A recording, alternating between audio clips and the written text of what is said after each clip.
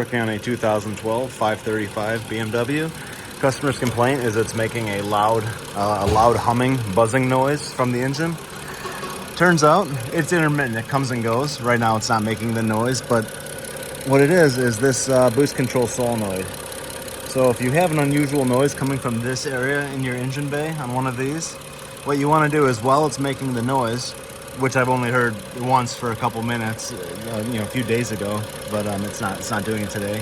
What you want to do is while it's making that noise, disconnect the solenoid. Just unplug the plug that's on the solenoid, and if the noise goes away right away, then that's what you have going on. So I guess this happens on these. I've seen it a couple times. It's kind of an unusual problem, but yeah, that's it. Something to look for. Thanks.